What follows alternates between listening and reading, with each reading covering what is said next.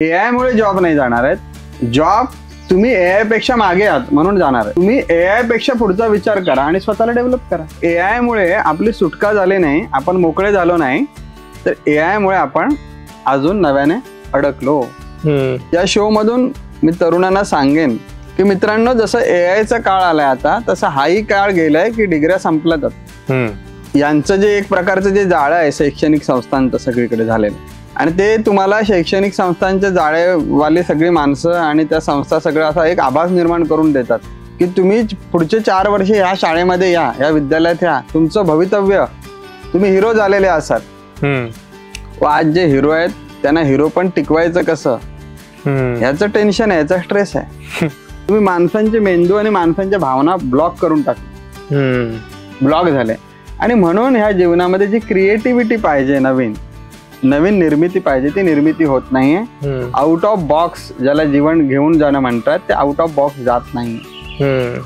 समाजामध्ये का एकच एलन मस्क होतोय, एकच स्टीव्ह जॉब का होतोय? त्याच्यामध्ये ना आता माणसाला जज करणं फार सोपं झालेलं आहे. जसं की पॅकेज वरनं लगेच जज केलं जातं की हा तुला एवढं पॅकेज आहे, बरोबर, मग तुझी लेवल इतकी. मग आपली लेवल मेंटेन करण्यासाठी आपल्याला इच्छा नसताना ती कामं करावी लागतात. आमचा स्टेटसच त्याच्यावरती ठरलेला आहे की तुला पॅकेज किती, त्याच्यावरती स्टेटस. तुझी गुणवत्ता काय आहे, तुझ्या अंगी कला काय आहे, तुझा स्वभाव कसा आहे, त्या स्वभावावरून आमचं मूल्यमापनच नाही. आणि कॉमन गोष्टीची किंमत 0 असते.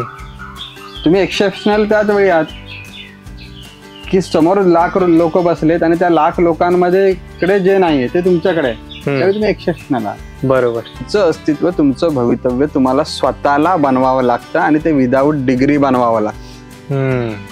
त्याला डिग्री कामाला नाही येत. तुम्ही डिग्री असलं म्हणजे तुमचं भवितव्य बनवू शकता असं नाही.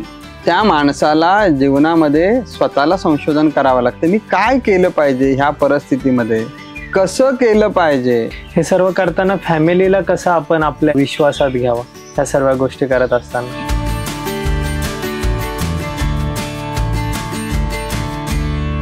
नमस्कार मित्रांनो, मी रोहित पाटील आणि आपला आजचा हा पॉडकास्ट आहे ना, तुमची लाईफही बदलू शकतो. आणि मोस्टली हा त्यांना जास्त उपयोगी ठरणार आहे ज्यांचा आत्ताच 10वी आणि 12वीचे रिझल्ट लागलेले आहेत. ते आता करिअरच्या मार्गावरती आहेत की मी कशात करिअर केलं पाहिजे. सो त्यांना याचा खूप चांगला उपयोग होणार आहे. आणि दुसरे म्हणजे जे एआयला खूप घाबरलेत की आता एआय आलंय, मी आता कसं करू, काय करू, त्यांच्यासाठी पण हा पॉडकास्ट खूप उपयोगी राहणार आहे. कारण आपले आजचे गेस्ट आहेत श्रीकल्प हे आजच्या पिढीतील एक मॉडर्न मंक आहे आणि जगभरात ते ॲडव्हान्स लाईफ डिझायनर म्हणून ओळखले जातात.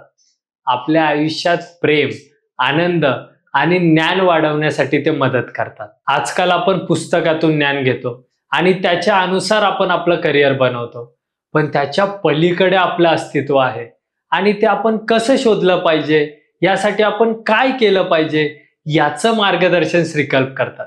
प्रत्येक व्यक्ती हा युनिक असतो, त्याचं स्वतःचं एक वैशिष्ट्य असतं. ते आपण कसं शोधावं यासाठी ते मदत करतात.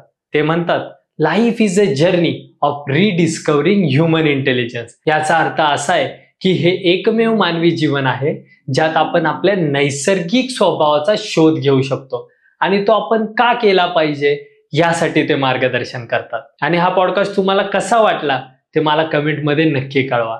आणि चला सुरुवात करूयात आपण आपल्या या पॉडकास्टला. नमस्कार दादाश्री. नमस्कार. आजकाल दादाश्री यूथमध्ये अनेक समस्या निर्माण होत आहेत, जसं की करिअरला घेऊन आणि अशा बऱ्याच प्रकारच्या. आणि ह्या गोष्टींमुळे काय होते, ते डिप्रेशनमध्ये जात आहेत, एन्झायटीमध्ये जात आहेत. 3-4 वर्षाचं काही शिक्षण घेतलेलं होतं, बट सडनली एआय आलं आणि त्यांचं ते करिअर आहे ते स्पॉइल झालेलं आहे आणि त्यामुळे ते खूप टेन्शनमध्ये आहेत. आणि जे लोक आता नवीन काही करणार आहेत गोष्टी, मग ते करताना पण ते विचार करतात जर आपण करायला घेतलं आणि परत मग एआय जर आलं, परत आपण त्याच्यामध्ये रिप्लेस होऊ, मग अशा टायमाला कसा विचार करावा? मुळात असं आहे की एआय आलं म्हणून फार काही चेंज होणार आहे असं नाही. ज्यावेळी आपण लहान होतो त्यावेळी पण काहीतरी नवीन आलं होतं आणि मला वाटतं ते आलं होतं की सर्वजण शाळेमध्ये गेले पाहिजे. आज एक येत्या 25 ते 30 वर्षाच्या कालावधीमध्ये शैक्षणिक संस्थांचं एवढं जाळं निर्माण झालेलं आहे आपल्या अवतीभोवती. वेगवेगळ्या शैक्षणिक संस्था आहेत. मग इंजिनिअरिंग असेल, IT असेल, मेडिकल असेल, कॉमर्समध्ये असेल, आर्ट्समध्ये असेल, खूप वेगवेगळे शिक्षण पद्धती निर्माण झाल्यात. अलीकडे तर असं झालेलं आहे की मुख्य शिक्षण संस्था आणि ज्याला म्हणतो की काही गोष्टी आपण ट्रेनिंग घेऊन शिकतो, अशा अकॅडमीज पण तयार झालेल्या आहेत. वेगवेगळ्या गोष्टींचं स्किल्स समाजामध्ये येण्यासाठी, लोकांना शिकण्यासाठी. तर तसं पाहिलं तर असं पाहावं लागेल या गोष्टीकडे आपण की ज्यावेळी ह्या शिक्षण संस्था नव्हत्याच त्यावेळी काय माणूस उपाशी होता असं नाही, तो जगतच होता.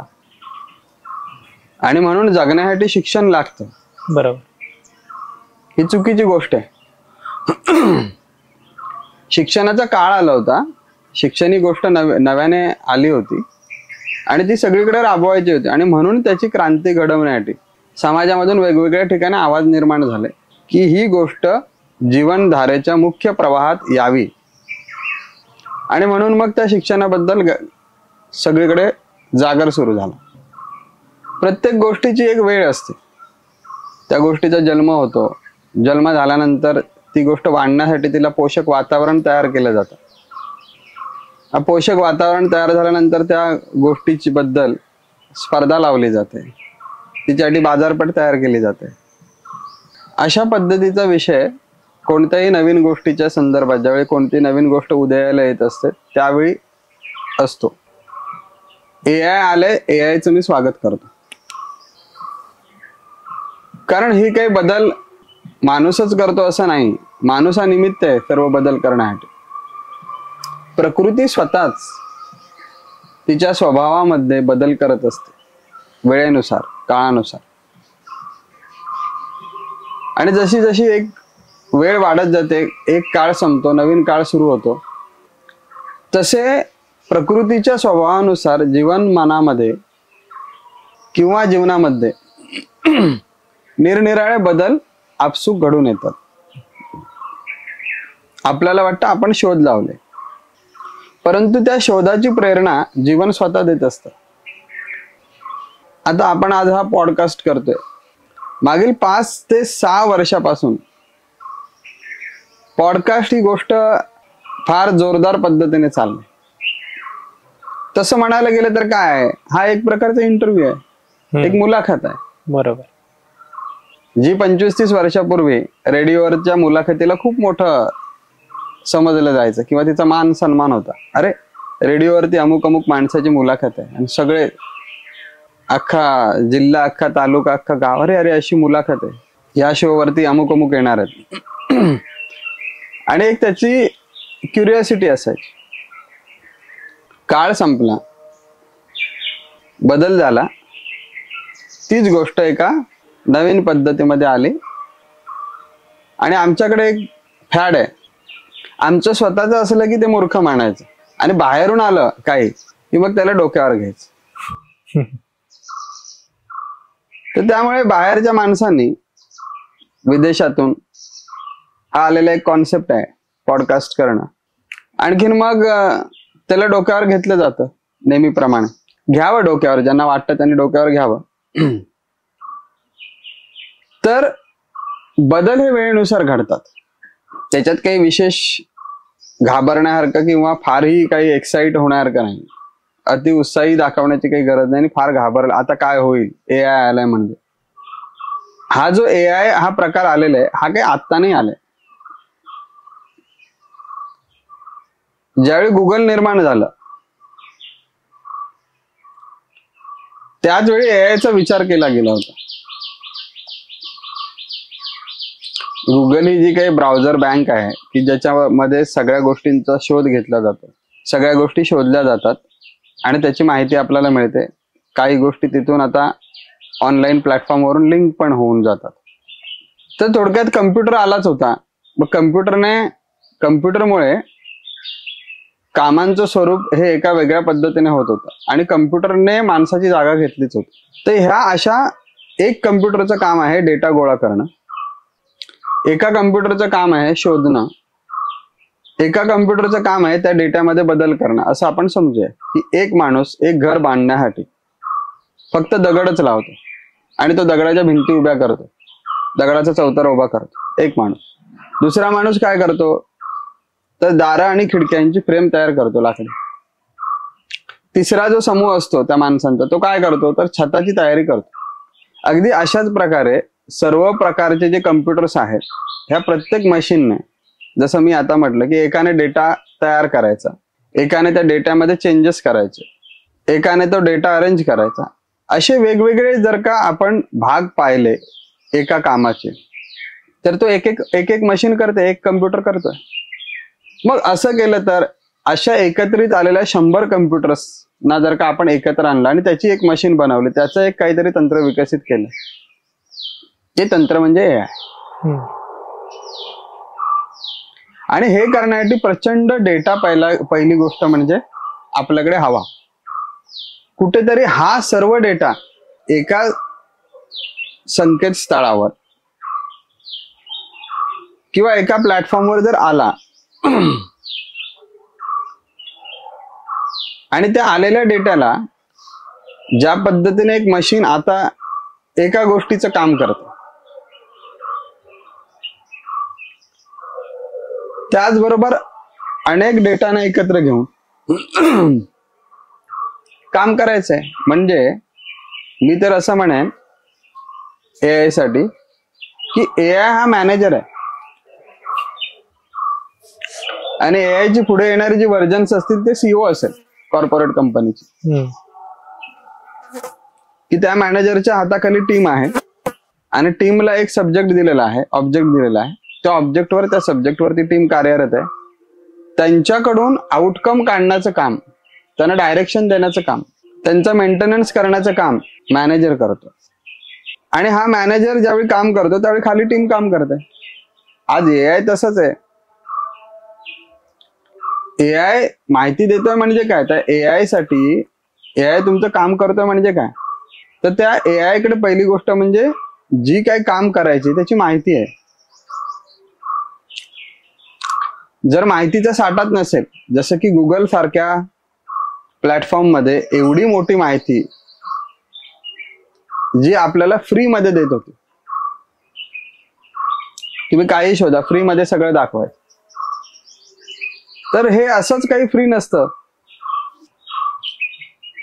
तर ह्या माध्यमातून कुठेतरी असं मी म्हणत नाही, ह्या माध्यमातून मोठमोठे जे IT कंपनीज मध्ये चांगल्या स्थितीवर जे लोक कार्य करत आहेत अशा बऱ्याच लोकांचं ही माहिती की त्यामुळे असं हे जे काही फुकट देत गेले, वाढत गेले, त्या फुकट देण्यावरून त्यांनी त्यांच्याकडे डेटा तयार करून घेतला. तो डेटा सॅग्रिगेट झाला, त्या डेटाला प्रोसेस करून ठेवला आता, आणि त्याच्यामधून ही AI टेक्नॉलॉजी निर्माण झाली. थोडक्यात काय की आतापर्यंत जे वापरत होतो त्याच्यापेक्षा अजून ऍडव्हान्स, अजूनही पुढे जाऊन ऍडव्हान्स होईल ना. कदाचित असं होईल की माझ्या मनामध्ये फक्त विचार येईल की मला हे हवं होतं, आणखीन तुमच्या स्क्रीनवर ते येऊन जाईल. ते जवळ आलेलंच आहे की तुम्ही जे सर्च करता तेच पुन्हा दाखवलं जातं तुम्हाला वेगवेगळ्या पद्धतीने. म्हणजे जवळच आलोय, म्हणजे तुम्ही जे टाकलं ते आलंय. ज्या प्रकारे आता माणसाच्या मेंदूमध्ये चिप लावायचा प्रकार चालू आहे, तर ते हेच आहे की तुमचे मेंदूला काय काय सूचना जातात, त्याचा वेग काय आहे, त्याची तीव्रता काय आहे, ती मॅपिंग करून, ती मेजर करून, त्याद्वारे आता तुमच्या मनातले विचारच डायरेक्ट तुमच्या हाताने तो विचार प्रेझेंट करायच्या ऐवजी तो विचार अगोदरच त्या चिपने करून ती गोष्ट प्रेझेंट करण्याचा प्रयत्न सुरू झालेले आहेत. शक्य आहे का, तर शक्य आहेच, त्यात काही शंकाच नाही. परंतु हे सगळं जरी शक्य असलं तर ह्या प्रत्येक गोष्टीचा परिणाम हा होत असतो. आणि त्याचा झालेला परिणाम म्हणजे काय, तर काम जलद गतीने होत आहे, काम करायला त्रास नाही, आणि काम करायलाच त्रास नाही म्हणून आम्हाला घरी बसावं लागणार आहे. काम करायचा त्रास असता तर आपल्याला व्यवसाय नोकरी होती. आता काम करायला त्रास नाही, हे दोन हात प्रमाणापेक्षा ज्यावेळी रिकामे राहतात, मेंदूला एका विशिष्ट वेळेपेक्षा जास्त विश्रांती मिळते, त्यावेळी तो मेंदू उपद्रव करायला सुरू करतो. आणि त्यामुळे समाजामध्ये बेरोजगारीचं प्रमाण जास्त वाढलेलं आहे आणि ते वाढत जाणार आहे. बरोबर. आता मध्यंतरी एक चर्चा चालली होती, दिवसातून किती तास काम करावं याच्यावरती चर्चा चालली होती. आणखीन सगळ्यांना असंच वाटलं की ही फार मोठी चर्चा किती तासावरती चाललेली आहे, काम किती तास झालं पाहिजे. काही त्या चर्चेत देणं घेणं नाही कोणाला, किती तास काम करा नाही तर नका करू. तुम्ही कराल तुम्ही कमवाल, तुम्ही नाही कराल तुम्ही घरी बसाल. ती याच्यासाठीच आहे की बाबा आता एवढे तास कशाला काम करता, आता उरलेला तास मशीनला काम करायला द्या, तुम्ही घरी स्वस्त बसा. कसं एखादी गोष्ट ज्यावेळी चालत असते किंवा होत असते ना, त्या गोष्टीचा फक्त एकच अँगल नसतो कधी, त्या गोष्टीचे अनेक पैलू असतात. त्यापैकी हाही एक पैलू आहे. ती काही चर्चा सरळ नाही एवढी की तुम्ही 18 तास काम करा आणि 20 तास काम करा. त्याच्यातून हाही संदेश द्यायचा आहे की आता AI टेक्नॉलॉजी आलेली आहे, त्यामुळे एवढं काही काम करायची गरज नाही अशी मानसिकता आता हळूहळू तयार करा की कमी काम केलं तर बरं आहे. तर कमी काम केलं म्हणजे कामं कमी नाही होणार आहे, हेही आपण कुठेतरी लक्षात घेतलं पाहिजे.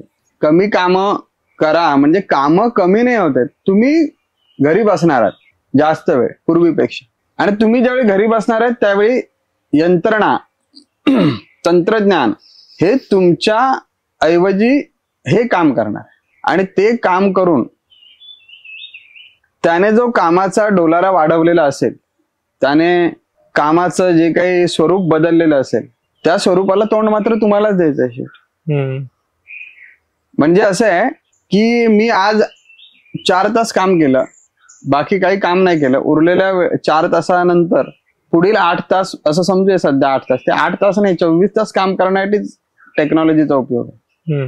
गुगल कधी म्हणतं का की आता रात्री 8 वाजले आता माझं ऑफिस बंद झालं? फेसबुक कधी म्हणतं का? इंस्टाग्राम म्हणतं का? म्हणजे ते 24 तासासाठीच आहे. तसं 4 तास तुमचे काम झाल्यानंतर उरलेले तुम्हाला समजण्यासाठी मी असा शब्द प्रयोग करतो की 8 तासाचं काम आहे. तर तुम्ही 4 तास काम केल्यानंतर उरलेले 8 तास काय करायचं, तर आपण घरी बसायचं, उरलेले 8 तास मशीन काम करून ठेवेल. तुम्ही खुशीत आहात, मी 4 तास काम केले, बरं झालं, मला आराम आहे मस्त. तर मग नंतरच्या 8 तासात जे मशीनने आवाढव्य काम केलंय ते दुसऱ्या दिवशी सकाळी 8 वाजता तुमच्या डोक्यावर येऊन बसणार आहे, आणि ते वजन उचलण्याची पेलण्याची क्षमता तुमच्यामध्ये पाहिजे. तर काही हलकं नाही झालेलं आहे, हलकं होण्याच्या नावाखाली वाढलेलं आहे. कारण मशीन काम कुठलीही केले, कुठल्याही गोष्टीमध्ये काम झालं की त्याचं स्वरूप बदलतं, त्याचे परिणाम तयार होतात, त्याच्या परिणामांना तुम्हाला सामोरे जावं लागतं. मग हे ज्यावेळी सामोरे जाता त्यावेळी त्या गोष्टींसाठी तुम्हाला संघर्ष करावा लागतो, त्या गोष्टींसाठी तुम्हाला 2 हात पुढे करून स्वतः इन्व्हॉल्व्ह व्हावं लागतं, त्या कार्याचा भाग बनावा लागतो. आता तुम्ही खुशीत आहात की पहिले 4 तासच काम केलंय मी, त्यामुळे बरं आहे. पण तुम्हाला काय माहिती, पहिल्या 4 तासामध्ये तुम्ही 20 किलोमीटर चाललात, नंतर घरी बसलात, पण तुमच्या मशीनने उरलेल्या 8 तासामध्ये 100 किलोमीटरचा प्रवास पूर्ण करून ठेवलाय. आणि मग तुम्हाला दुसऱ्या दिवशी तुम्ही 40 वर होतात, आणि त्या 40 पासून आता तुम्हाला पुढचे 100, म्हणजे दुसऱ्या दिवशी डायरेक्ट 140 किलोमीटरचा जो प्रवास आहे तो तुम्हाला पचवायचा आहे, तो तुम्हाला सहन करायचा आहे, त्या परिणामाला तुम्हाला समोर जायचं. तर हे असं AI आहे. आणि तुम्ही म्हणालात, जसं तुम्ही विचारलात की AI मुळे लोकांना जॉब जात आहेत, तर बघा, नवीन झाडाला पानं येणार म्हटल्यावर जुनी पानं गळणार, पडणार. तसं नवीन गोष्ट तयार झाले जी AI, त्या AI मुळे कार्य फास्ट होणार आहे.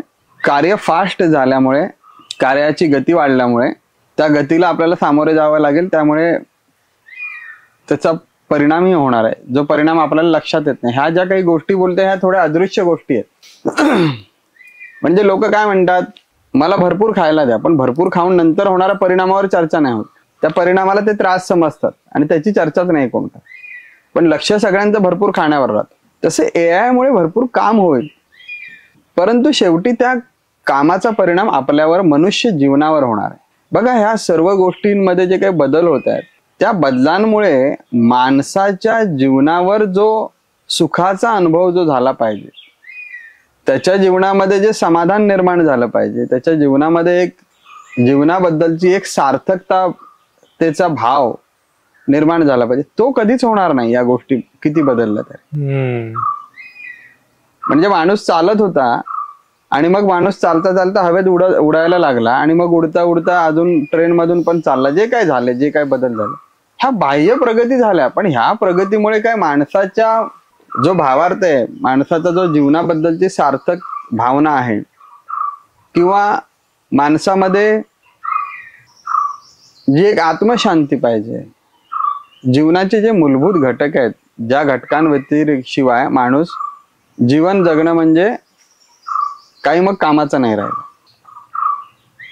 ती जीवनाची सार्थकता, ती जीवनामधली शांतता, समाधान, सुख, हे काय रेल्वे आली, AI आला, आणखीन विमान आला, आणखीन आता काय आपण मंगळावर चाललेलो आहे यानामधून, आणि सॅटेलाइट आले म्हणून काही याच्यावर परिणाम होत नाही आणि ते कधीच होणार नाही. म्हणजे त्याच्यासाठी असं आहे की मग माणसाने जन्म घ्यायचा बंद केला तरच काय तर झाला तर परिणाम, आणि तो जन्म घ्यायचा की नाही हे माणसाच्या हातात नाही. तर त्यामुळे हे जे काही बदल घडतायत वेळेनुसार, हे घडू द्यात, हे चांगले बदल आहेत. हा बदल म्हणजे एक जीवनाचा भाग आहे असं आपण पाहायला पाहिजे. मी काही AI बद्दल नकारात्मक काही बोलत नाही आणि मी सकारात्मक पण बोलत नाही. मी जीवनासाठी योग्य काय आणि जीवन कसं योग्य आहे मी त्याच्यावरती बोलतोय. त्यामुळे सगळ्या गोष्टी जीवनामध्ये घडण्याचा मेन केंद्रबिंदू काय, तर माणसाला माणूस म्हणून जगण्याचा जो आनंद आहे, जे समाधान आहे, त्याच्या चित्तामध्ये ते समाधान, त्याचं अंतःकरण जे शुद्ध आणि परमानंद जो त्याला हवाय ते महत्वाचं आहे. आणि त्याच्यासाठी तो AI कडे गेला, मग मंगळावर चाललाय, आता वाटतं मंगळावर जाऊन खूप काही सुख मिळेल. शेवटी मंगळावर का जायचंय, स्वतःला डिवचून घ्यायला? AI का आणायचंय? नाही, माझ्या डोक्याला खूप मुंग्या येऊ देत म्हणून. विमान का आलं? नाही, मला खूप त्रास झाला पाहिजे म्हणून नाही, सुखासाठीच आणल्या गेल्या ह्या गोष्टी. बरोबर. म्हणजे प्रगती जी आहे ही प्रगती होण्यापाठीमागचं मूलभूत कारण काय की मानवी जीवन सुखकारक व्हावं.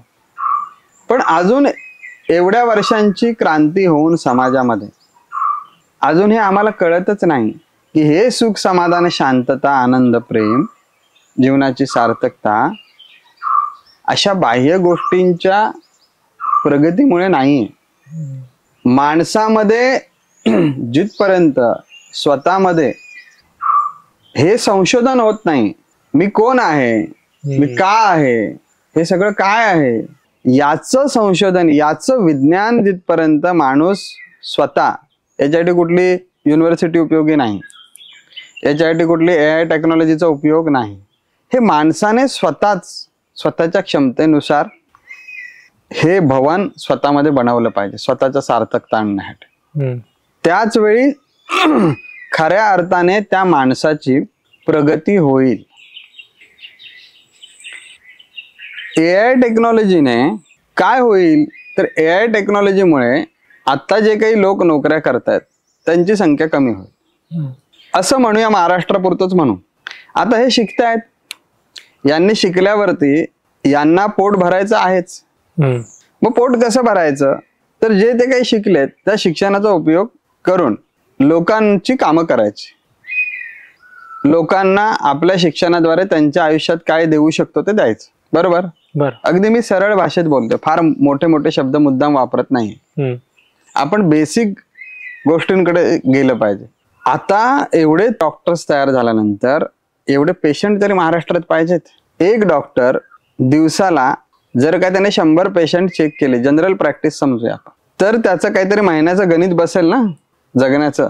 बरोबर. कारण त्याचं जे काय क्लिनिक जरी असेल, छोटं असेल मोठं असेल, कसं आहे छोटंच समजूया, तर त्याच्यामध्ये एक तरी कंपाऊंडर असेल, एक तरी माणूस असेल की जो लोकांची नावाची नोंदणी करेल, औषधं सांगेल. बरं, त्या डॉक्टरसाठी एक 4 डॉक्टरचं मिळून म्हणून समजूया आपण, एक मेडिकल स्टोअर असेल, त्या मेडिकल स्टोअर मध्ये निदान 2 माणसं कामाला असतील. ही सगळी यंत्रणा आहे. एक इंजिनियर आला तर एक इंजिनियर एका दगडी कामगाराला, एका सुताराला, एका खाणीवाला जो असतो तो म्हणजे जिथून दगड निघतो तो, तर एवढंच नाही तर जे गव्हर्नमेंटचं ऑफिस असतं जिल्ह्याचं, त्याची कागदांची पूर्तता करण्यासाठी पण तो प्रत्यक्ष किंवा अप्रत्यक्षरित्या ह्या सर्व घटकांशी जोडलेला आहे. आणि ते एका घटकामुळे ही सगळी 4-5 दुकानं चालत असतात. आता मला सांगा, त्या डॉक्टरकडे 100 पेशंट आलेच नाहीत, कधी 10 आली, कधी 5 आली, कधी 20 आली, तर त्याने जे डॉक्टर हे जे काही शिक्षण घेतलंय आणि तो डॉक्टर झालाय त्याचं भवितव्य काय? एक इंजिनियर झालेला आहे, एक इंजिनियर जरी झाला, त्या इंजिनियरला एखादं घर बनवण्यासाठी कमीत कमी असं गृहीत धरूया एक 300 ते 400 स्क्वेअर फीट तरी जागा हवी की नको? एवढी जागा आहे का आपल्याकडे उपलब्ध? आणि काय सगळीकडे आपल्याला काही घरच बांधायची आहेत की निसर्ग ठेवायचा आहे, मग सामाजिक सोयी सुविधा त्याच्यामध्ये करायच्यात, काय काय करायचंय? आणि अशा प्रकारे ही 2 उदाहरणं देतो तुम्हाला इंजिनियरची. आणखीन ही सगळीच उदाहरणं या सगळ्या शिक्षण क्षेत्रात लावून टाका. आणि मग तो नशिबाने बेरोजगार नाही झालाय, तर तो डॉक्टर झाल्यामुळे बेरोजगार झालेला आहे, हे मी सांगेन. ऍग्रिकल्चरला दरवर्षी एवढी ऍडमिशन होतात, किती टक्के लोक त्याच्यामध्ये शेतीमध्ये खरंच उतरलेत? मग हे करतात काय? मग हे रिक्षा चालवायला सुरुवात करतात. बरोबर. शिकतात ऍग्रिकल्चर आणि चालवायची रिक्षा किंवा ऍग्रिकल्चर करायचं. आणखीन मग कुठे शिपाईची नोकरी लागते का? कुठे गव्हर्नमेंट ऑफिसमध्ये आपल्याला नंबर लागतोय का? म्हणजे जे शिक्षण आपल्या देशाची प्रगती का नाहीये? कारण माणसाची प्रगती नाहीये. जे शिक्षण मी घेतलं ज्या क्षेत्रामध्ये, त्या शिक्षणाचा उपयोग मी आयुष्यभर करतच नाहीये. प्रगती कशी होईल? देशाची प्रगती कशी होईल? माझी प्रगती कशी होईल? माझी होईल तरच देशाची होईल. ती होईलच कशी? आयुष्याची 30 वर्ष मी एका डायरेक्शननी गेलो, डाव्या बाजूने गेलो, आणि आयुष्याची पुढची जिकडे गेलोय पुढची 30 वर्ष जिकडे पोहोचलो होतो तिकडून पुन्हा विरुद्ध दिशेला जायचं. बरोबर. प्रगती कशी होईल? डॉक्टर शिकायला मी घालवले 30 वर्ष, प्रॅक्टिस करायला गेले अजून त्याचे 20 वर्ष, 40-50 वर्ष गेले, आणि 50व्या वर्षी मला कळतं की माझ्या क्लिनिकमध्ये फक्त दिवसाला 20 माणसं येतात. तर त्यामुळे डॉक्टर तुमचं शिक्षण घेऊन भवितव्य बदलणार नाही, इंजिनियर शिक्षण घेऊन तुमचं भवितव्य बदललं जाणार नाही, सीएचं शिक्षण घेऊन तुमचं भवितव्य, तुमचं अस्तित्व बदललं जाणार नाहीये, ना ऍग्रिकल्चरचं शिक्षण घेऊन तुमचं अस्तित्व वाढणार आहे किंवा बदलणार आहे किंवा भवितव्य बदलणार आहे. तर तुमचं अस्तित्व, तुमचं भवितव्य तुम्हाला स्वतःला बनवावं लागतं, आणि ते विदाऊट डिग्री बनवावं लागतं. त्याला डिग्री कामाला नाही येत. तुम्ही डिग्री असलं म्हणजे तुमचं भवितव्य बनवू शकता असं नाही. त्या माणसाला जीवनामध्ये स्वतःला संशोधन करावं लागतं. मी काय केलं पाहिजे ह्या परिस्थितीमध्ये, कसं केलं पाहिजे, बरोबर, कधी केलं पाहिजे, कोणासोबत केलं पाहिजे, आणि याला लागणारा विवेक, बुद्धीच्या भाषेत बोलायला गेले याला लागणारा जो विवेक आहे, हा विवेक तुमचा तुम्ही निर्माण केला पाहिजे. तो तुम्हाला डिग्री शिक्षण देणार नाही. डिग्री शिक्षणने 2% काम झालेलं, एक निश्चित झालेलं की तुम्ही ह्या क्षेत्रात आलात. बरोबर. तर बरेचसे तरुण मागे राहण्याचे, तुम्ही बेरोजगारीवर आलात की हे आलं आणि मग काय होईल, रोजगारच नाही, तर त्याच्यासाठी मुद्दाम हे असा मोठा व्यापक घेतल्याची सगळ्याची तुम्हाला मी बांधणी करून सांगतो. बरोबर. तर बरेचसे युवांना असं वाटतं की आम्ही डॉक्टर झालो म्हणजे झालं, आता आमचं भवितव्य झालं, इंजिनियर झालं म्हणजे आमचं भवितव्य झालं. आणि ह्या भरोश्यावरती राहून बरेचशा डॉक्टर्स लोकांची प्रॅक्टिस आज चालत नाहीये. खूप. आज मुंबई सारख्या ठिकाणी गेलो तर छोटे डॉक्टर उरलेलेच नाही आहेत. पुण्यासारख्या ठिकाणी गेलो तर छोटे डॉक्टर्स नाहीच आहेत अवेलेबल. डायरेक्ट मोठमोठी हॉस्पिटल्स झालेली आहेत. ही आजची परिस्थिती आहे. मग छोटे डॉक्टर्स गेलेत कुठे? करतायत काय? मग मी डॉक्टर आहे, पण मी डॉक्टर असून मी शेती पण करतो. मग मी डॉक्टर आहे, मग मी माझ्या बायकोला एक छोटीशी शाळा पण उघडून दिली. मग मी इंजिनियर आहे, परंतु मी आता इंजिनियर नाही म्हणून काम नाही करत, तर मी हार्डवेअरचे जे मोठे दुकान आहेत ती मोठी दुकानांमध्ये माझा विचार आहे की मी काम सुरू करावं, बाहेरून सगळं रॉ मटेरियल मागवावं बिल्डिंग सप्लायला देण्यासाठी. त्याच्यासाठी इंजिनिअरिंग शिकायची काही गरजच नव्हती, वेळ घालवायची गरजच नव्हती. बरोबर. असं सध्याचं वातावरण आहे. दादाश्री, हे अशामुळे होत असेल का की आपण ज्या क्षेत्रामध्ये गेलो त्या क्षेत्रामधली आपली क्युरियोसिटीच संपली, कारण ती आवडच नव्हती, ते बाजूचे मित्र दोन करत होते किंवा समाजामध्ये त्या गोष्टीला स्कोप होता म्हणून आपण ते केलं. बट नंतर एंड ऑफ द डे आपल्याला कळतं की ह्याच्यामध्ये माझा रसच नव्हता.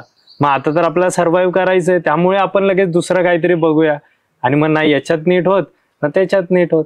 तर समाजामध्ये अमुक अमुक गोष्टीचा स्कोप होता, सगळे पळत होते म्हणून मी पण वेडा पळालो. बरोबर. असा पळालो की मला वाटलं की अरे आपल्याला नाही मिळालं तर काय होईल, आपण खूपच मागे राहू, आणि खूप पळालो. आणि ते का पळत होते ते मलाही माहिती नव्हतं. आणि मग नंतर जसं जसं पळता जसं लोकांच्या गाठीपेटी झालं, विचारलं बाबा तुम्ही का पळता, तर तो म्हणतो तुम्ही का पळता म्हणजे बघा सगळेच पळतायत, थोडं आपण पण पळूया. असं काय करताय, काही मिळणार नाही हो. माझा बाजूचा सांगत होता नाही लवकर गेलं पाहिजे, सकाळी 5 वाजता नाही पोहोचलात तर काही मिळणारच नाही आयुष्यात. तुम्ही बेघर झालात मग आयुष्यात आपलं काही अस्तित्वच नाही. आपल्याकडे डिग्री नाही, आपल्याकडे हे नाही ते नाही. कुठल्या समाजाबद्दल मला बोलायचं नाही, पण असे काही विशिष्ट समाजामध्ये आपल्या लोक आहेत की ज्यांचं शिक्षण नगण्य आहे परंतु त्यांचं अस्तित्व मजबूत आहे. तर कुठल्या तरी संस्था पुढे येतील आणि सांगतील, आता कुठले तरी लोकनेते पुढे येतील आणि भाषणं देऊन सांगतील तुम्ही हे करा. ही आता वेळ गेली, जसं एआयचा नवीन काळ झाला ना, आता हा वेळ आहे की प्रत्येकाने स्वतःसाठी काय चांगलं आणि योग्य याचा विचार स्वतःच करायला पाहिजे. कोणी तुम्हाला येऊन आता घडवणार नाही आणि सांगणार नाही. त्यामुळे तुमच्यासाठी शाळा, संस्था, डिग्र्या हे तुमचं अस्तित्व काही वाढवणारं नाहीये. तुमचं अस्तित्व तुम्हाला मित्रांनो मजबूत करायचंय. आणि हे अस्तित्व मजबूत करण्यासाठीच प्रत्येक माणसामध्ये जो विवेक आहे तो विवेक जागृत झाला पाहिजे. ह्या विवेकाला जागृत करण्याचंच काम अध्यात्म करतं. म्हणजे मी आध्यात्मिक आहे म्हणून मी तुम्हाला अध्यात्माबद्दल सांगतोय असं नाही. ते करायचं की न करायची तुमची चॉईस आहे. आणि ह्याची काही युनिव्हर्सिटी नाही की या आणखीन करा म्हणून. ते प्रत्येक माणसाने शोधलं पाहिजे. अध्यात्म म्हणजे काय, तर या जीवनाचे काही मूलभूत नियम माणूस म्हणून जन्माला आल्यावरती माणसाने माणसासारखं कसं जगावं याचं दिव्य ज्ञान हे फक्त अध्यात्मच देतं. आणि ते प्रत्येकाच्या हृदयामध्ये त्याला अवगत होतं. त्याची कुठेही कॉमन व्याख्या नाही की जीवन हे असं आहे म्हणून. लोक त्याची कॉमन व्याख्या करतात. लोक म्हणतात राम हा देव आहे, कृष्ण देव आहे. हो आहे का आहे, परंतु मला दिसणारा कृष्ण हा तुम्हाला दिसेल तसाच असेल असं नाही. आणि त्यांना दिसणारा कृष्ण यांना दिसेल असं आहे असं नाही. ते सत्य आहे, पण ते सत्य प्रत्येकासाठी वेगळं आहे. आणि ते वेगळं काय आहे, सत्य वेगळं नाही, सत्य एकच आहे, परंतु आपण वेगवेगळे आहोत. आपण वेगवेगळे अँगल म्हणून जन्माला आलेलो आहोत. तर प्रत्येकाने ते त्याचं सत्य शोधलं पाहिजे. या शो मधून मी तरुणांना सांगेन की मित्रांनो, जसं एआयचा काळ आलाय आता, तसा हाही काळ गेलाय की डिग्र्या संपल्यात आता.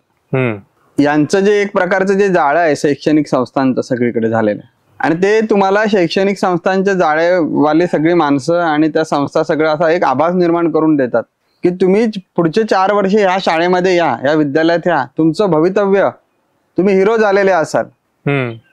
व आज जे हिरो आहेत त्यांना हिरो पण टिकवायचं कसं ह्याचं टेन्शन आहे, ह्याचा स्ट्रेस आहे. आणि तुम्हाला कशाचं काय नाही. आणि तुम्हाला एका 4 वर्षामध्ये तुमच्या तोंडाला काळा निळा रंग फासून काय तुम्ही कसले हिरो होता, आणि असल्या हिरोंचं काय होणार आहे, काही नाही.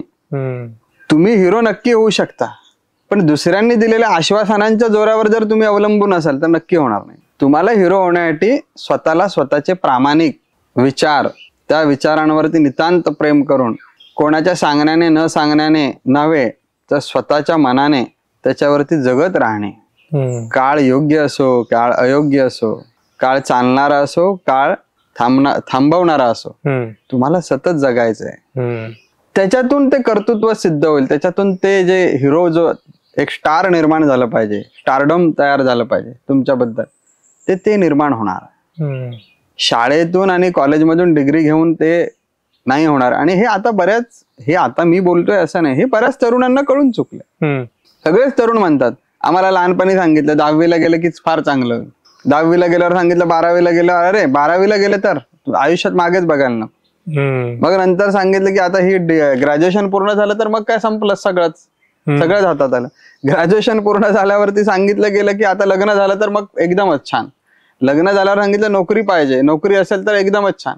फक्त आश्वासनं मिळत गेली, कुठे कुणाचं काय छान झालं आणि कुठे काय मनासारखं झालं. प्रत्येक वेळी काहीतरी मिळेल ह्या अपेक्षेने फक्त एक एक पाऊल आपलं पुढे पुढे जातोय. का? शेजारचा सांगतोय, बाजूला तसंच घडतंय, आमच्या मामाकडे तसंच झालं, मावशीकडे तसंच झालं, दादा तसंच करतोय.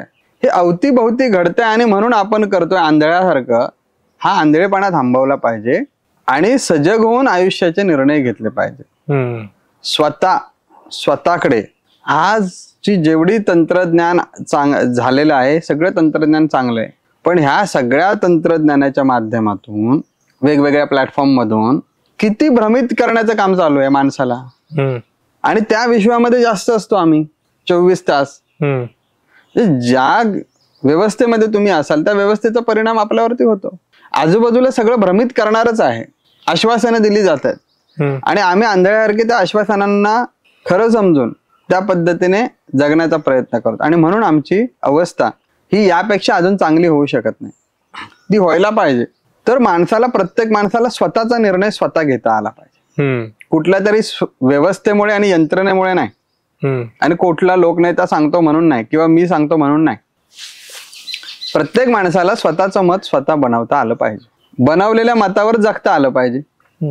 तर सांगण्याचं मूळ हेतू हा आहे की आम्हाला वाटलं की आमचं भवितव्य घडेल आणि आम्ही बरेचसे तरुण असे राहिलो अवलंबून की झालं शिक्षण, आता सगळं काही होणार आहे आपलं. मी IAS झालो, आता काय मला नोकरी लागली, आता माझं काय झालं. आणि मग तिकडे गेल्यावर कळतं की सगळे बदडून काढतात सगळ्या बाजूने. कारण ह्या सर्कसमध्ये जर राहायला पाहिजे तर त्यांच्यासारखं बनून राहायला पाहिजे. आणि मग मनस्ताप होतो की कशालाही असं काहीतरी पत्करलं, काहीतरी ह्याच्यात काही अर्थच नाही, काहीतरी वेगळं करायला पाहिजे होतं. मी त्या पद्धतीचा माणूस नाही. तर मी डॉक्टर झालो, आणखीन मला कळलं की मला काहीतरी डॉक्टर वेगळं वाटलं. सगळे लोक सांगत होते, पण हे डॉक्टर असं नाहीच आहे. ही तर दुकानदारी आहे.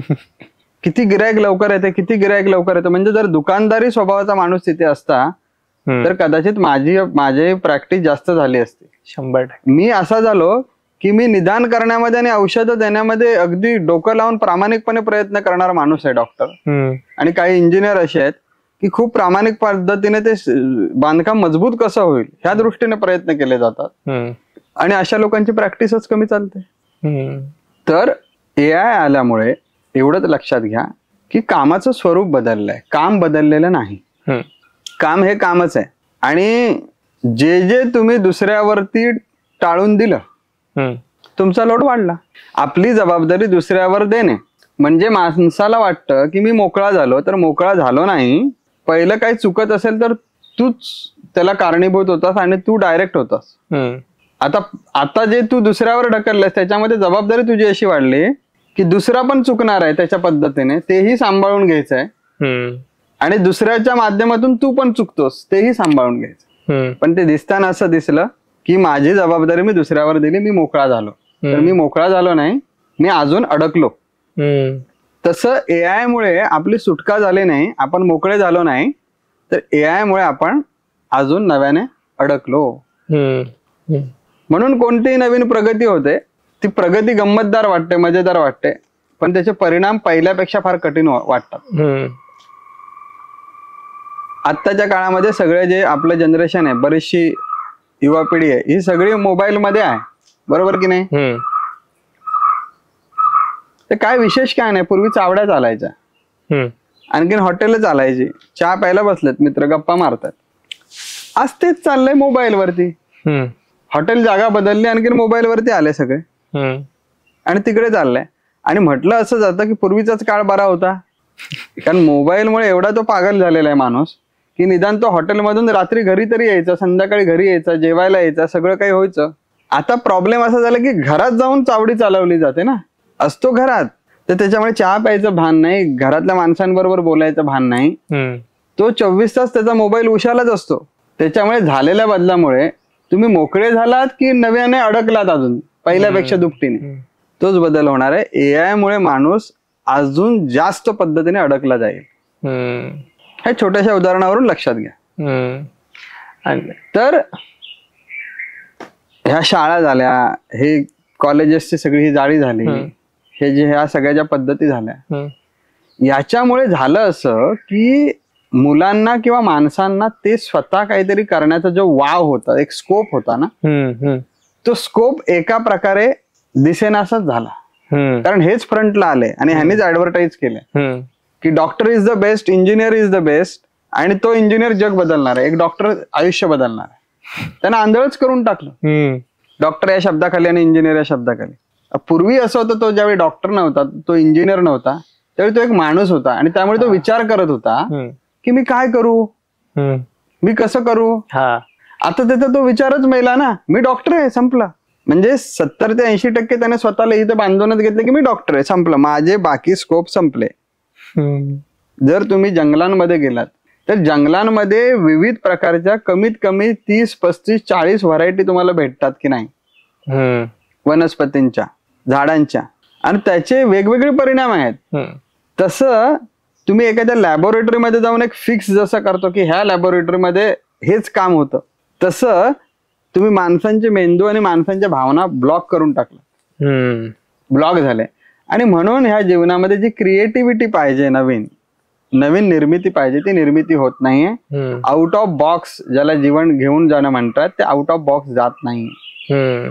समाजामध्ये का एकच एलन मस्क होतोय, एकच स्टीव्ह जॉब का होतोय, एकच एक का होतोय, मी वेस्टर्न नावं घेतली, कोणीतरी म्हणाले वेस्टर्नला फार मानतात, असं नाही.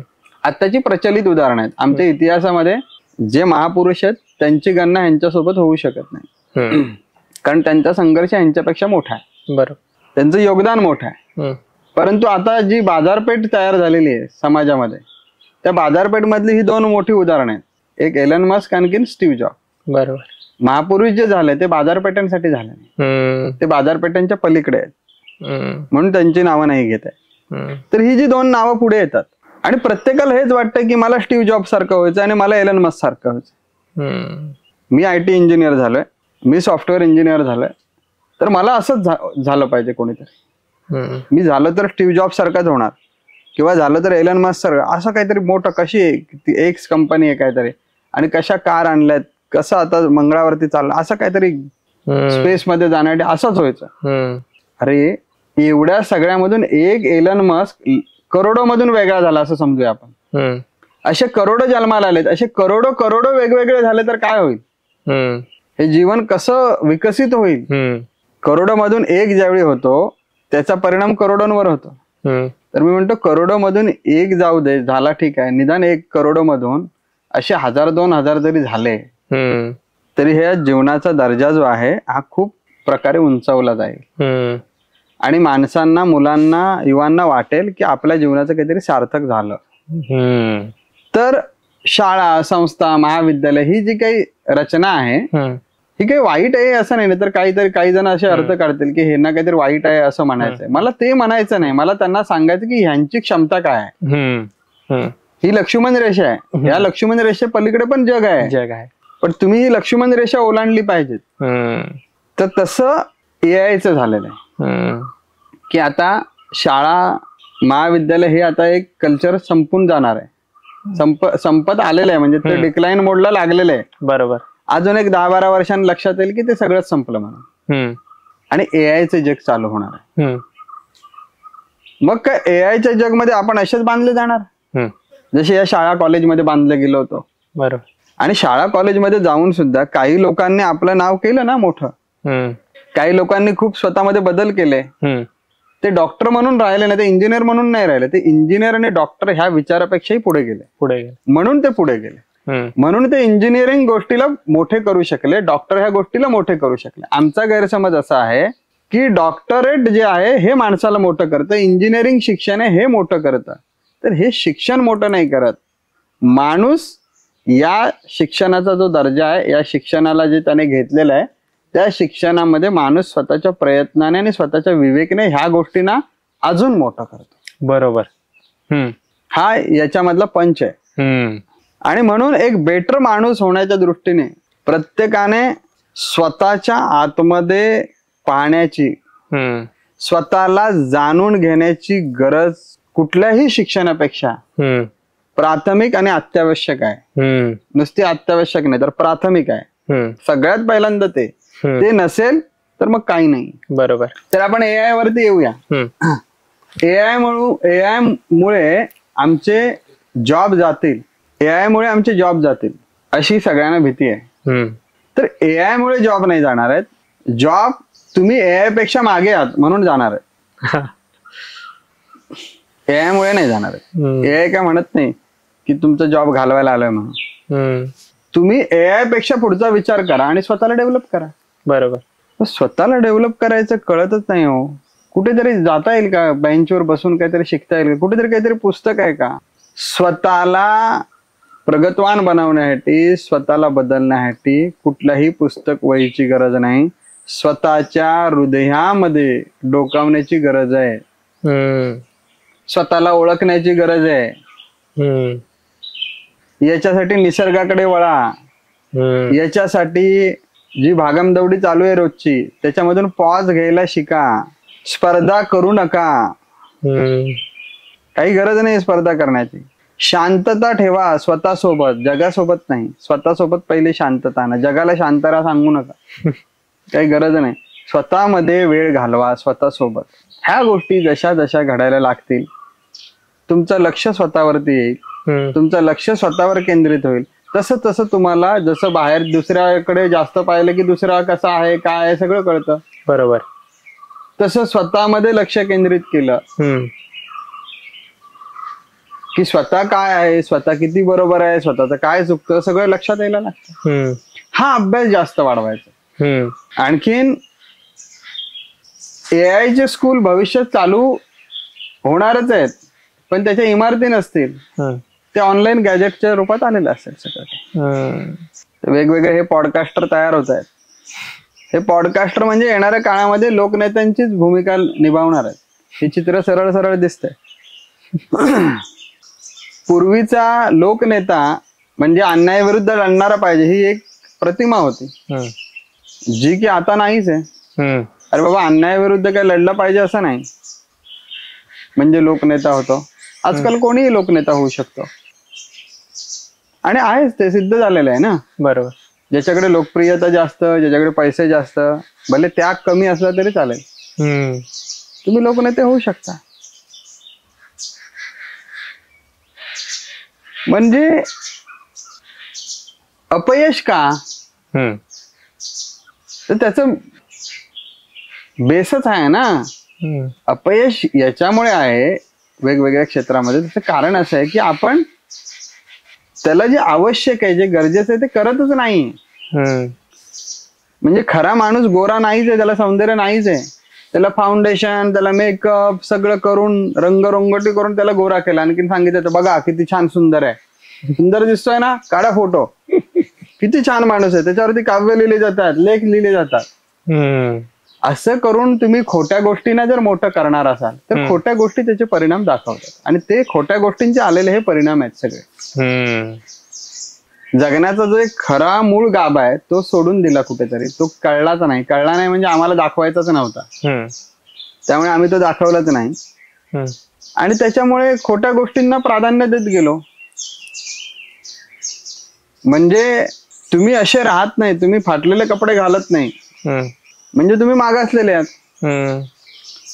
तुम्हाला इंग्रजी भाषेचा वापरच करता येत नाही, तुम्ही इंग्रजी बोलू शकत नाही म्हणजे तुम्ही जिल्हा परिषदेच्या शाळेत शिकलात, तुम्ही गावचे लोक आहात. हे जाणीवपूर्वक वागण्यातून, बोलण्यातून, कृतीतून भासून द्यायचं समोरच्याला आणि असं वातावरण तयार करायचं. असं वातावरण तयार केल्यामुळे सगळ्यांना वाटतं बाबा कोणाला वाटतं की मागे राहावं. त्यामुळे आमचे जे आदर्श जे तयार झाले पाहिजे ते आदर्श पण अशा खोट्या प्रतिमाच तयार झाल्यात.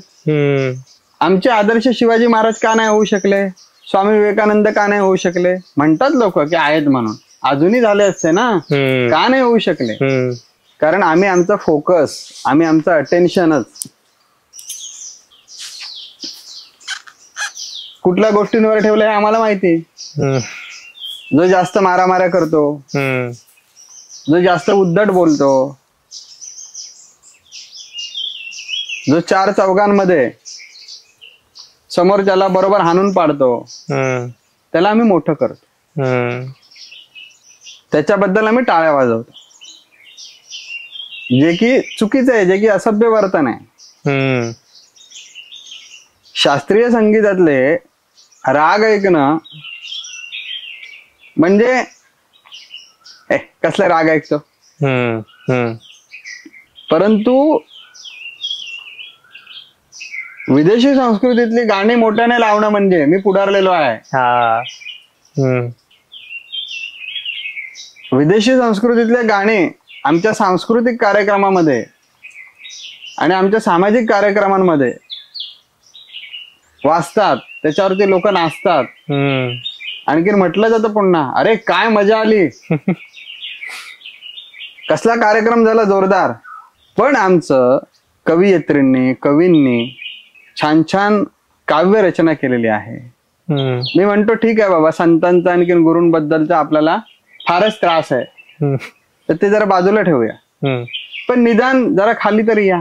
कवी कवयित्री निदान यांचे काव्य, यांनी जे काही रचना करून केलेल्या काही गोष्टी आहेत त्या जर का पुढे आणल्या, त्याच्याबद्दल टाळ्या वाजवल्या गेल्या, त्या सुंदर सुंदर चालींमध्ये त्यांची रचना बांधली गेली, हे करणारे कोण आहोत? आपणच आहोत ना. आपल्यालाच ठरवायचंय साखर खायची की मीठ खायचंय की गुळ खायचंय की दूध प्यायचंय. हे करणारे, निर्णय घेणारे आपण आहोत. पण घेत नाही ना आपण. घेत नाही, आणि म्हणून चुकीच्या गोष्टींना मोठं करतोय. जे चांगलं आहे असा एक सुसंस्कृतपणा पसरवला गेलेला आहे की आपल्या ज्या मूलभूत चांगल्या गोष्टी आहेत त्या गोष्टी म्हणजे खऱ्या मागासलेल्या गोष्टी आहेत, ते जुने विचार आहेत, त्याच्यामुळे समाजाची प्रगती होत नाही, असं जाणीवपूर्वक एक यंत्रणा राबवली जाते समाजामध्ये. ती खोटी यंत्रणा आहे आणि ते खोटं काम करतात. आणि खोट्या गोष्टींना टिकवण्यासाठी, जगवण्यासाठी त्यांना वारंवार प्रयत्न करावे लागतात. खरं जे आहे ते निरंतर चालूच राहतं. आणि दादाश्री, याच्यामध्ये ना आता माणसाला जज करणं फार सोपं झालेलं आहे. जसं की पॅकेजवरनं लगेच जज केलं जातं. म्हणजे तो एक ट्रॅक मधलाच भाग असावा की हा तुला एवढं पॅकेज आहे, बरोबर, मग तुझी लेवल इतकी. मग आपली लेवल मेंटेन करण्यासाठी आपल्याला इच्छा नसताना ती कामं करावी लागतात का? या विषयावरती येतो. तर सांगण्याचं तात्पर्य हेच आहे की आपण खोट्या गोष्टींना खतपाणी घालतो आणि त्यांच्या वाहवा करतो. बरोबर. ही वाहवा केल्यामुळे, वाहवा कुणाला आवडत नाही, सगळ्यांनाच आवडते. पण जसं की तुम्ही काट्याचं झाड लावलं की त्याला काटे येणार. बरोबर. मग याचे परिणाम समाजामध्ये यायला लागतात आणि समाज व्यवस्था हळूहळू बिघडायला लागते. बिघडलेलीच आहे समाज व्यवस्था. आम्हाला आमच्या ज्या मुख्य प्रवाहातल्या ज्या गोष्टी आहेत, आमचा स्वभाव आहे. गोष्टी कशाला म्हणतात? तो आमचा स्वभाव आहे. जसं की अध्यात्म हा आमचा प्रत्येक माणसाचा स्वभाव आहे. बरोबर. तो कुणी शिकवण्याची किंवा अजून काही त्याच्याबद्दल बदल करायची काही गरज नाही, तो स्वभाव आहे. कला हा आमचा स्वभाव आहे. संस्कृती हा आमचा स्वभाव आहे. त्या संस्कृतीच्या आणि त्या कलेच्या अवतीभोवती, त्या अध्यात्माच्या अवतीभोवती असलेली प्रकृती हा आमचा स्वभाव आहे. म्हणजे ती माती, त्या वनस्पती, ते ऋतू, त्या ऋतूमध्ये घडणाऱ्या नैसर्गिक बदल, गोष्टी हा आमचा स्वभाव आहे. या स्वभावापासून तुम्ही आम्हाला तोडू शकत नाही.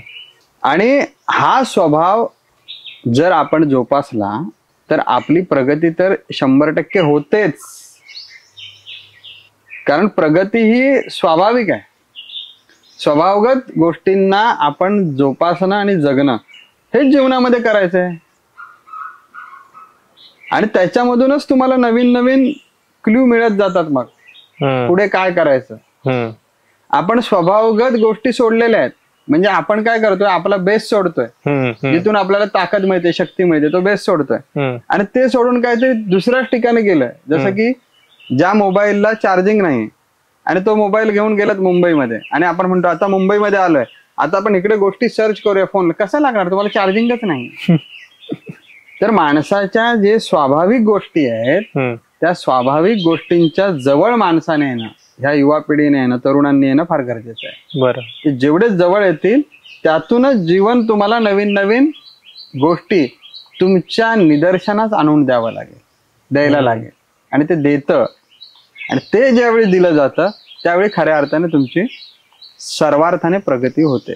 तर जसं तुम्ही म्हणालात की आमच्या पुढे हा एक मोठा प्रश्नचिन्ह राहतो की माझ्या समोर जो बसतो त्याला पॅकेज वर्षाचं 12 लाख रुपये आणि माझं पॅकेज 2 लाख रुपये. आणि मग ह्या तणावामध्ये तरुण राहतो. तर त्याचं मूळ ह्याच्याशीच आहे की आम्ही पूजा कुणाची करतोय, आम्ही कुणाची वाहवा करतोय. तर आम्ही वाहवा 12 लाखाच्या पॅकेजची करतोय, 1 कोटीच्या पॅकेजची करतोय. आम्ही वाहवा याची नाही करत की 1 कोटी घेणाऱ्या माणसाची गुणवत्ता कशी आहे, त्याचा स्वभाव कसा आहे, तो लोकांशी वागतो कसं, त्याच्या वागण्यामध्ये त्याच्या जगण्यामध्ये कशी शिस्त आहे, कसा खरेपणा आहे, कसा खोटेपणा आहे. खोटेपणा असेल तर त्याची वाहवा करू नका, खरेपणा असेल तर त्याला प्राधान्य द्या, त्याच्यातून ते शिका. पण ते करतच नाही, ते केलंच जात नाहीये ना. आमचा स्टेटसच याच्यावरती ठरलेला आहे की तुला पॅकेज किती त्याच्यावरती स्टेटस, तुझी गुणवत्ता काय, तुझ्या अंगी कला काय आहे, तुझा स्वभाव कसा आहे, त्या स्वभावावरून आमचं मूल्यमापनच नाही. त्या स्वभावावरून मूल्यमापनच नाही. देशामध्ये ही क्रांती लावली आपण की सगळीकडे स्वच्छता करा, पण थोडी ह्याच्यावर ही क्रांती व्हावी की ज्या माणसाचा स्वभाव चांगला आहे, ज्या माणसाच्या स्वभावाची गुणवत्ता चांगली आहे, अशा माणसाला मानाचं स्थान, अशा माणसाला थोडं पुढे घेतलं पाहिजे. मग बघा प्रत्येक जण आपल्या स्वभावावरती विचार करायला लागेल की नाही. परंतु असं घडलं पाहिजे याचा विचार जर आपण व्यवस्थेकडून करतोय तर आपण खऱ्या अर्थाने मागासलेले आहोत. हे मी एक तरुण म्हणून सांगतो तुम्हाला. आपण दुसऱ्याकडून अपेक्षा करतोय की त्यांनी आपल्यासाठी काहीतरी करावं, हा विचार करणं म्हणजेच मागासलेला विचार आहे. याची सुरुवात आपण स्वतः केली पाहिजे आणि आपल्या स्वभावाबद्दल आपण सतर्क राहायला पाहिजे. कोणी अप्रिशिएट करतील, कारण ती पद्धतच नाहीये. ती पद्धत यायला ती परिस्थिती निर्माण व्हावी लागेल आणि ती परिस्थिती निर्माण करण्यासाठी सध्याचा काळ आहे असं मी समजतो. आणि म्हणून प्रत्येक तरुणाने आपल्या स्वभावावर जर का लक्ष दिलं, माझा स्वभाव चांगला आहे का, माझं पॅकेज काय हे महत्वाचं नाही, माझा स्वभाव. पण श्रीकल्प, लोकांना अप्रिशिएशन पॅकेजवर होतं, होऊ द्या, होत राहील, काही दिवस होत राहील. चुकीच्या गोष्टी पण होत राहतात आणि चांगल्या गोष्टी पण होत राहतात. चुकीच्या गोष्टी होतात म्हणूनच चांगल्या गोष्टींची ओळख आहे. बरोबर.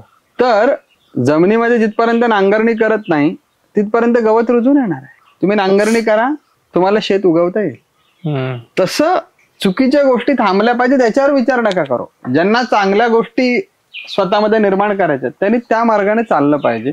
काही दिवस चुकीच्या गोष्टींच्या घटना, त्या गोष्टींची प्रसिद्धी ही होत राहते आणि कालांतराने कळते की चुकीच्या गोष्टी मागे राहतात, योग्य गोष्टीच पुढे येतात आणि त्या सिद्ध होतात की हे योग्य आहे म्हणून. हा दिवस रात्रीचा खेळ आहे. रात्रीच्या वेळी चुकीच्या गोष्टी जास्त वाढल्यासारख्या किंवा प्रसिद्ध झाल्यासारख्या दिसतील, दिवस झाला की योग्य गोष्टी पुढे असते. तर असं हे जीवन आहे. त्यामुळे पॅकेजवरती विचार करू नये. आणि शॉर्ट मध्ये सांगतो आता की एआय आल्यामुळे जॉब कमी झालेत ही भीती जरी असली किंवा हे जरी खरं असलं तरी माणसाला परिस्थितीने दिलेली ही एक फार मोठी संधी आहे. ज्यावेळी एक प्रेशर तयार होतो, ज्यावेळी एक स्ट्रेस तयार होतो, ज्यावेळी सगळे रस्ते बंद होतात, त्यावेळी नवीन रस्ता पुन्हा उघडण्याची संधी वाढते. तर ही वेळ परिस्थितीने दिलेली आहे की मशीन वर्सेस जीवन, मशीन वर्सेस जीवन म्हणजे मशीन वर्सेस माणूस. तर ही एक अवसर मिळालाय, ही ऑपॉर्च्युनिटी आहे माणसाने स्वतःला मजबूत करण्यावरती. जर सकारात्मक विचार केला तर ह्याच परिस्थितीमध्ये एक उत्तम माणूस जो की एका मशीन पेक्षा बेस्ट असेल, नुसता बेटर नसेल तर बेस्ट असेल, एव्हरग्रीन असेल, हे सिद्ध करण्याचा अवसर आहे. आणि मला नक्की विश्वास आहे की याच्यात असे कितीतरी महापुरुष निर्माण होतील की जे मशीन पेक्षा बेस्ट आहेत हेच सिद्ध होईल आणि पुन्हा चांगल्या गोष्टीचा विजय होईल. तर प्रकृतीचा हा खेळ आहे, बदल होणं हा प्रकृतीचा खेळ आहे आणि ह्या बदलामधून नव्याने नव्याने नव्याने नव्याने पुन्हा पुन्हा तीच गोष्ट पण नव्याने, जसं की सत्य असत्य हे युद्ध अनेक युगांपासून सुरूच आहे पण वेगवेगळ्या फॉर्म मध्ये. तसं हे जे काही आता युग चालू झालेलं आहे एआय वर्सेस मी म्हणेन आय, म्हणजे मी विरुद्ध किंवा मी आणि AI, आय अँड AI, हे जे आहे हे युद्ध आता एक प्रकारे चालू झालेलं आहे. आणि ह्या युद्धाचे परिणाम मी सांगितले की हे डोक्याला काम वाढवून ठेवणार आहे आणि ह्याच्यामध्ये अजून अडकणार आहोत आपण. निश्चित अडकणार आहोत. जसं एका मोबाईलमुळे अडकलो आणि आता घरामध्ये असून पण गडबड झालेली आहे. एका घरात असून आपण एकमेकांशी बोलत नाही, काही नाही. पूर्वी नुसतंच गप्पा मारायला फिरायला बाहेर असायचो आणि लोक हे करायचे की काय त्या चावडीवरच्या लोकांना कामं नाहीत का, उठसूट त्या हॉटेलमध्ये जाऊन बसतात, गप्पा मारतात, गावाबद्दल काही चुकीच्या गोष्टी घडतात, बरोबर घडतात, असं काय काय असायचं. काय ह्यांच्या चर्चेने देश पुढे जाणार आहे का, असं चर्चा करायचे लोक. आता तेच झालंय का, मोबाईलवरती एवढा वेळ घालून काय तुम्ही काय देशाची प्रगती करताय की स्वतःची प्रगती करताय काय. तर हे काही चुना आणि तंबाखूपेक्षा काही जास्त मोठं व्यसन नाही असं मी म्हणेन मोबाईल मध्ये. बरोबर. म्हणजे याचा दर्जा चुना आणि तंबाखूच आहे मळणे. मग एवढ्या मोठ्या टेक्नॉलॉजीचं, एवढ्या मोठ्या महापुरुषांनी त्याच्यावर काम केलं. महापुरुषांनी जे काही काम केलं ते ज्या विचाराने केलं होतं त्याची प्रॅक्टिस मात्र सर्वसामान्य माणसांनी सगळ्यांनी चुना आणि तंबाखू बरोबरच केलेली आहे. तसं चुना आणि तंबाखू मळायला काही वेळ काळ नसतो आणि त्याला काही अर्थ नसतो आणि ते तो मळून शेवटी कॅन्सरच होतो, हे सगळ्यांना माहिती. तसं या मोबाईलच्या आहारी जाऊन जास्तीत जास्त वेळ आहारी मोबाईल मध्ये घालून काय प्रगती तर होत नाहीच आहे. उलट रिचार्ज जास्त मारावा लागतो. त्याची जी काही किरणं बाहेर पडतात सगळे ते कॅन्सरियस कॉज आहेत. त्याच्या काय रेंज येत आहेत त्या पण तुमच्या ब्रेनला डॅमेज करणाऱ्या रेंज आहेत सगळ्या. म्हणजे सगळे हे अपायकारक आहे आणि त्याच्यामध्ये आपण जास्त वेळ घालवतो. तर त्याचा योग्य उपयोग केला एका विशिष्ट वेळेसाठी तर असलेल्या परिस्थितीतून आपण पुढे जाऊ शकतो आणि सगळं काही चांगलं होऊ शकतं. परंतु तेच आहे ना की मोबाईलमुळे प्रगती होणार नाही, तर प्रगती तुमच्यामुळे होणार आहे. आणि मोबाईल ह्या गोष्टीचा उपयोग आपण आपल्या प्रगतीत कसा करायचा हे झालं तर बरं आहे. आणि हे स्वतःला शोधत असताना फॅमिली पण खूप मॅटर करते. नाही, जो माणूस स्वतःला ज्यावेळी शोधतो त्यावेळी तो कुठल्या गोष्टींपासून दूर होत नाही मुळात. हेच महत्वाचं आहे. तुम्ही ज्यावेळी तुमच्या स्वभावाप्रमाणे घडत जाता त्यावेळी तुम्ही कुठल्या गोष्टींपासून दूर होत नाहीत. उलट तुम्हाला तुमच्या अवतीभोवती असणाऱ्या गोष्टींबद्दलची क्लॅरिटी जास्त येते आणि तुम्ही त्या गोष्टींशी कनेक्टेड राहता. पण ज्यावेळी माणूस स्वतःपासून दूर जातो त्यावेळी तो अखंड जगापासून दूर जातो आणि सर्वच गोष्टींपासून दूर जातो. जसं की तुम्ही मोबाईलमध्ये ज्यावेळी गुंतलेले आहात, ऑनलाईन गोष्टींमध्ये OTT प्लॅटफॉर्मशी जोडलेले आहात, तुम्ही स्वतःपासून दूर आहात. तर तुम्ही जेवणापासून दूर जाल, स्वतःच्या झोपेपासून दूर जाल, स्वतःच्या आरोग्यापासून दूर जाल, पर्यायाने स्वतःच्या परिवारापासून दूर जाल, मित्रांपासून दूर जाल, सगळ्यांपासूनच दूर जाल. आता स्वतःला शोधताना वर्षात शोधू शकतो किंवा त्याला 5 वर्षे लागू शकतात. पण कधी कधी घरच्यांचा प्रेशर असतो की तुझं नक्की चाललंय काय बाबा, आम्ही आता म्हातारे होत चाललेलो आहे, तुझं कशातच काही नाही ना, करिअर मध्ये तुझं व्यवस्थित, मग तुझं लग्न कसं होणार, ह्या पण गोष्टी खूप प्रेशराईज करतात. मग त्या टायमेला फॅमिलीला कसं आपण समजावं. कसं आहे, दबाव जो आहे हा दबाव कधी समजुतीतून तयार होत नाही, गैरसमजुतीमधूनच दबाव तयार होतो. ज्यावेळी माणसाकडे समज नावाची गोष्ट असते ना तिथपर्यंत माणूस समोरच्याला समजून घेत असतो. आणि समजूतदारपणाने ज्यावेळी गोष्टी सांगितल्या जातात त्याच्यात कधी दबाव नसतो, त्याच्यात मदत असते. हे समजून घ्या, त्याच्यात दुसऱ्याला होणारी मदत असते. पण ज्यावेळी गैरसमजामधून किंवा समजच नसतो आणि विदाऊट समज ज्यावेळी तुम्ही एखादी गोष्ट सांगता त्याच्यातून दबाव तयार होतो. आता सांगणाऱ्यांमध्ये ती समज नसेल, त्यांना वाटत असेल अवतीभोवती असं घडतंय म्हणजे आता असं घडायला पाहिजे. परंतु जो ह्या व्यवस्थेमध्ये जगणारा माणूस आहे किंवा जी मुलं आहेत त्यांच्यामध्ये त्यांनी ती समज निर्माण केली पाहिजे आणि त्यांनी जाणून घेतलं पाहिजे की माझ्यासाठी काय योग्य आहे आणि ते त्यांना समजून सांगितलं पाहिजे.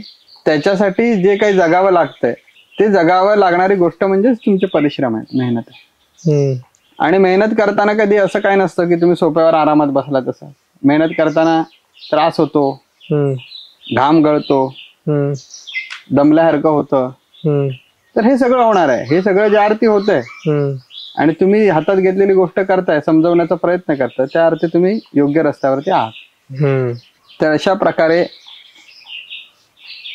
स्वभावाशी जवळ येणं फार प्रत्येक माणसाने गरजेचं आहे. त्यातूनच निरनिराळे स्किल्स, वेगवेगळ्या कला यांची जाणीव आपल्याला व्हायला लागते की हे असं काही मी करू शकतो किंवा मला असं काही जमू शकतं किंवा मला याची आवड आहे बरं का, हे कळतं. आणखी निश्चित आज मोबाईलची किंमत काय, काही नाही. कारण तो मोबाईल टॉयलेट पासून कचऱ्यापर्यंत ते अगदी जगातल्या सगळ्यात प्रभावी व्यक्तीकडे आहे. म्हणजे ती गोष्ट कॉमन आहे आणि कॉमन गोष्टीची किंमत 0 असते. तुम्ही एक्सेप्शनल त्याच वेळी आहात की समोर लाख लोक बसलेत आणि त्या लाख लोकांमध्ये कडे जे नाहीये ते तुमच्याकडे आहे, त्यावेळी तुम्ही एक्सेप्शनल आहात. बरोबर. तर त्याच्यामुळे हे AI अगदी रिक्षावाल्यापासून ते रस्ता साफ करण्यापर्यंत, ते अगदी टॉयलेट साफ करण्यापर्यंत, ते अगदी टॉपच्या जगातल्या सगळ्यात प्रभावी यंत्रणेकडे हे AI असणार. आणि त्यामुळे माणसाला ह्या सगळ्याचा एक विरागच तयार होईल. म्हणजे काय, तर याची किंमत राहणार नाही. आणि एक्सेप्शनल जी असेल ती कलाच असेल, कारण ती कला जी आहे ती प्रत्येक माणसामधून निर्माण झालेली असेल. त्याच्यामुळे त्याच्यामध्ये नाविन्य असेल, त्याच्यामध्ये ताजेपणा असेल, जो ह्या AI मध्ये असणार नाही. म्हणून माणसं ज्यावेळी मोबाईल बघून बघून बघून बघून कंटाळतात, मग ते म्हणतात कुठेतरी गप्पा मारूया, जरा गप्पा मारून पण बरं वाटलं. कुठेतरी खरी माणसं शोधण्याचा मग प्रयत्न करतात, जे जुनी आहेत, अनुभवी आहेत, जास्त कोणामध्ये उडबस करत नाहीत, अशा लोकांबरोबर जाऊन गप्पा मारतात. आणि त्यांच्या गप्पांमधून हे कळतं की आज हे जे काही यांनी सांगितले आतापर्यंत गुगलला पण नाही जमलं आणि नेटफ्लिक्सला पण नाही जमलं. तर ओरिजिनल हे ओरिजिनल राहणार आहे. म्हणजेच काय की जे नैसर्गिक आहे त्या नैसर्गिक गोष्टींना कुठल्याही आर्टिफिशियल गोष्टींची कधीच बरोबरी करता येणार नाही. निसर्ग हे बेस्ट आहे, हे प्रकृती म्हणजे भगवंत आहे आणि तो कायम बेस्टच राहणार. त्याच्यात काही येऊ दे आणि किती काही घडू, त्याच्यात काही परिणाम नाही होणार. तर आपली प्रगती होण्यासाठी मुलांनी लक्षात घेतलं पाहिजे, सगळ्यांनी लक्षात घेतलं पाहिजे की स्वतःशी नातं जोडायला सुरुवात करा. हे सर्व करताना फॅमिलीला कसं आपण आपल्या विश्वासात घ्यावं ह्या सर्व गोष्टी करत असताना? बघा, विश्वासात कोणाला घेता येत नाही. येणाऱ्या काळामध्ये ज्यावेळी तुमचं कर्तृत्व दिसतं, तुमच्याकडून काहीतरी गोष्टी घडताना ज्यावेळी दिसायला लागतात, त्यावेळी समोरच्या मध्ये विश्वास निर्माण व्हायला लागतो. बरोबर. तर विश्वासात घेता येणार नाही, तो विश्वास हळूहळू निर्माण होईल आणि तो वेळेनुसार होईल. आणि हीच तुमची परीक्षा आहे ना, हीच तुमची मेहनत आहे, परिश्रम आहेत की तो परिश्रमाचा जो वेळ असतो, मेहनतीचा वेळ असतो, हा तुम्हालाच एकट्याला बेअर करावा लागतो. तर ती सहनशीलता राहील जास्त मोबाईलच्या आहारी नाही गेलात तर. कारण मोबाईलमुळे आमच्यामधली सहनशीलता संपलेली आहे. सगळ्यात मोठा जर का काही दुष्परिणाम म्हणाल तर तो हा आहे की आमच्या मोबाईलमुळे सहनशीलता माणसामधली गेलेली आहे. कारण माणसाला सगळं काही इन्स्टंट पाहिजे असं एक सवय लागलेली आहे.